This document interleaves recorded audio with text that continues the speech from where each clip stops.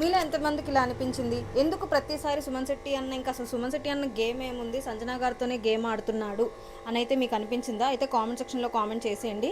ఎందుకంటే first week నుంచి ఇప్పటివరకు చూసుకున్నట్టయితే నామినేషన్స్‌లో సంజన గారి మీద కంప్లెయింటే, వీకెండ్‌లో నాగ్ సార్ దగ్గర సంజన గారి మీద కంప్లెయింటే, ఇలాంటి గేమ్ టాస్క్‌లు వచ్చినప్పుడు సంజన గారి మీద కంప్లెయింటే. సంజన, సంజన, సంజన, సంజన. అసలు ఆయన బిగ్ బాస్ హౌస్ అంతా బిగ్ బాస్‌లో సర్వైవ్ అయ్యింది నన్ను అడిగితే సంజన గారి వల్లే సర్వైవ్ అవుతున్నాడేమో అని అయితే అనిపిస్తుందనమాట నాకు. ఎందుకంటే ప్రతిసారి సంజన గారిని టార్గెట్ చేస్తూ ప్రతిసారి సంజన గారి మీద కంప్లైంట్ ఇస్తే ఇంకా ఆయన గేమ్ ఏం ఆడుతున్నాడు రా బాబు అని అయితే అనిపించింది. నిన్న ఏదైతే పాయింట్స్ ఇచ్చే దాంట్లో కూడా ఆయనకి 1,00,000 ఇవ్వడానికి సంజన గారు సపోర్ట్ చేశారు. అట్లీస్ట్ ఆ కృతజ్ఞత కూడా లేకుండా సంజన గారికి సపోర్ట్ చేద్దాం అనుకోకుండా నేను సంజన గారికి సపోర్ట్ చేయట్లేదు, సంజన గారు గేమ్ ఆడట్లేదు అది ఇది అని చెప్పేసి భరణి అన్నకి ఇచ్చాడు. సో నాకు అక్కడ అనిపించింది అసలు నేను ఎందుకురా బాబు హౌస్లో వేస్ట్గా అని అయితే అనిపించింది అనమాట సుమన్ శెట్టి అన్న.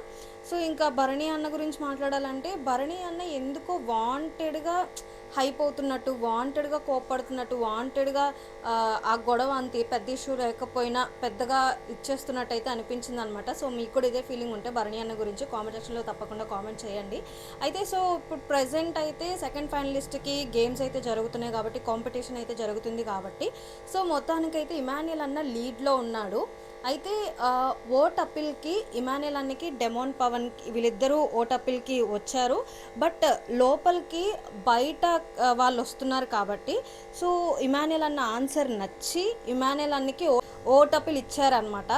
సో చూద్దాం ఇమాన్యుయల్ అన్న సెకండ్ ఫైనలిస్ట్ అవ్వాలని మీలో ఎంతమంది అనుకుంటున్నారో ఖచ్చితంగా కామెంట్ సెక్షన్లో తప్పకుండా కామెంట్ చేయండి. లీడ్ పాయింట్స్లో ఉంది కూడా ఇమాన్యుయల్ అన్న అనమాట 150 పాయింట్స్తో. సెకండ్ డెమోన్ పవన్ ఉన్నాడు. సో నాకైతే పర్సనల్గా అనిపిస్తుంది సెకండ్ ఫైనలిస్ట్ అయితే బాగుంటుంది ఇమాన్యుయల్ అన్న అయితే అనిపించింది అనమాట. సో మీలో ఎంతమంది కూడా ఇమాన్యుయల్ అన్న సెకండ్ ఫైనలిస్ట్ అవ్వాలి అండ్ టాప్ 2లో ఉండాలి అని అనుకుంటున్నారో ఖచ్చితంగా కామెంట్ సెక్షన్లో కామెంట్ చేసేయండి.